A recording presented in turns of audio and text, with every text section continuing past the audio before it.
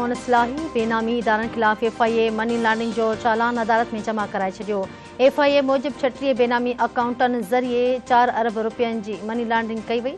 बेनामी अकाउंट परॾेह मां अरबे रुपयनि जी मनी लॉन्ड्रिंग लाइ इस्तेमालु थिया। ॿई बेनामी अकाउंट वॾे वज़ीर जे पर्सनल सेक्रेटरी मोहम्मद ख़ान भट्टीअ जा वेझनि माण्हुनि जा आहिनि।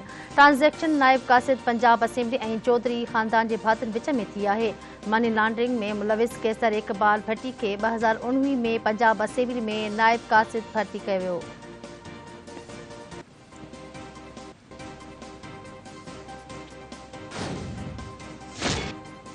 PTI चेयरमैन इमरान ख़ान औरत जज ख़िलाफ़ तौहीन आमेज़ लफ़्ज़नि जे मामले ते तौहीन अदालत केस में कसमनामो जमा कराए छॾियो। इमरान ख़ान पंहिंजे कसमनामे में चयो आहे त गुज़िरियल ॿुधणी ते अदालतुनि जे साम्हूं जेको चयो हुयो उन ते मुकमल अमल कंदो।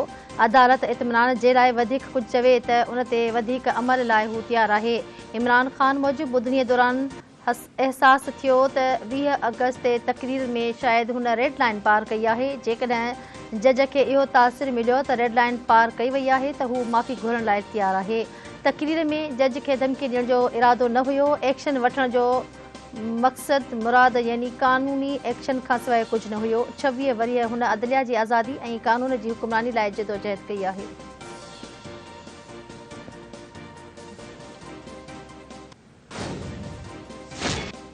म्यूनिसिपल टैक्स बाबति नाकारी प्रोपेगेंडा ऐं साज़िशूं कयूं वयूं। माण्हू चवनि था त आउं जज़्बाती थी वियो आहियां। मूं इदारे खे पेरनि ते बीहारण लाइ महिनत कई आहे। कराचीअ जे एडमिनिस्ट्रेटर ऐं सिंध हुकूमत जे तर्जुमान मुर्तज़ा वहाब चयो त माज़ी में चयो वेंदो हुयो त इख़्तियार न आहिनि पर हुननि कमु करे ॾेखारियो।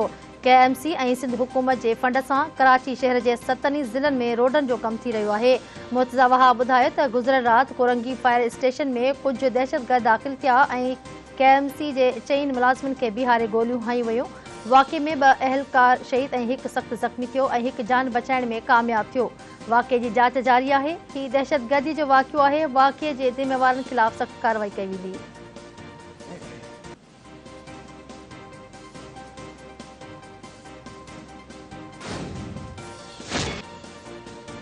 साइफ़र साड़ियो नाहे वियो, चोरी थियो आहे। परॾेही वज़ारत मां मिली वेंदो।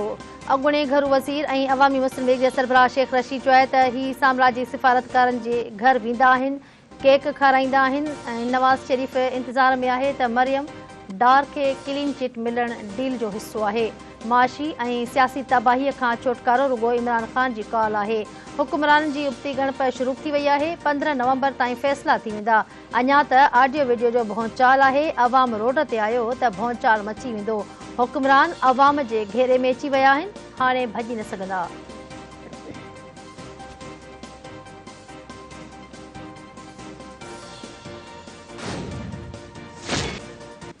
चीन जो 73हों क़ौमी ॾींहुं अॼु मल्हायो पियो वञे। समाजी वेबसाइट ते जारी कयल बयान में चीनी सफ़ीर चयो आहे त मुसीबत में सचो दोस्त ई दोस्त जे कमु ईंदो आहे। चीनी हुकूमत फ़ौज ऐं ॿियनि ॿोॾि जे तबाहकारनि खे मुंहुं ॾियण में पाकिस्तान जी मदद करे रही आहे। वज़ीर आज़म शहबाज शरीफ़ चीन जे क़ौमी ॾिहाड़े ते चीनी क़यादत खे मुबारकूं ॾींदे चयो आहे त चीन घटि अरसे में मुल्क खे माशी तौरु मज़बूत कयो। पुरअमन ऐं मुस्तहकम चीन दुनिया जी ॿी वॾी मईशत आहे।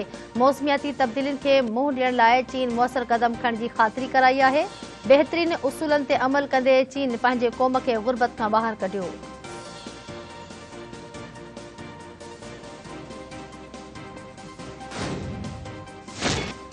सिंध हुकूमत जूं इमदादी सरगर्मियूं जारी आहिनि। गुज़िरियल 24 कलाकनि दौरान 86,900 राशन बैग विरहाया विया। इतलाह जे सूबाई वज़ीर शहदी इनाम मेमून चयो आहे त 24 कलाकनि में 8,228 तंबू, 26,741 तरपाल विरहाया विया। मुतासिरनि में 8,500 मच्छरदानियूं विरहायूं वयूं आहिनि। ॿोॾि जे तबाहकारनि सबबि 759 माण्हू फ़ौत ऐं 8,422 ज़ख़्मी थिया। ॿोॾि मुतासिर घरनि तरफ़ वञी रहिया आहिनि।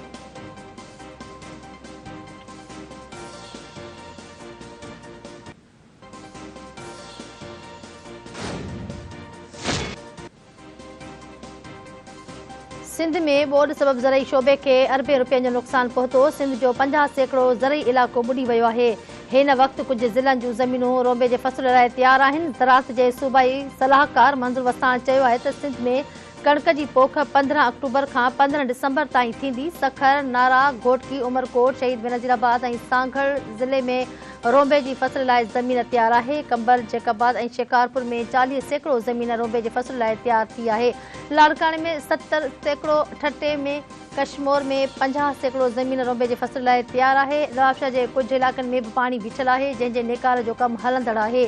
केतिरनि ई ज़िलनि में ज़रई ज़मीनूं पाणी हेठि अचण सबबि कमंद जो फसल पोखिजी न सघियो आहे।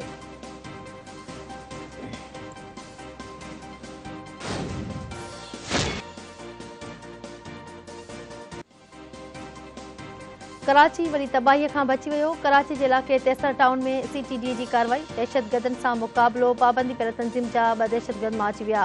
4 पुलिस अहलकार ज़ख़्मी थी पिया। DIG CTD मूजिबि जंजाल ॻोठ में धमाकेदार मादे जे इतला ते CTD कार्रवाई कई त CTD ऐं दहशतगर्दनि में मुक़ाबिलो थी पियो। मुक़ाबले में 2 दहशतगर्द मां अची विया। मुक़ाबले में 4 अहलकार ज़ख़्मी थिया।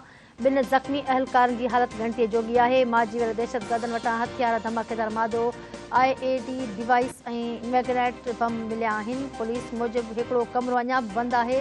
शक आहे त उन में धमाकेदार मादो रखियल आहे। बम डिस्पोज़ल स्क्वाड खे तलब कयो आहे।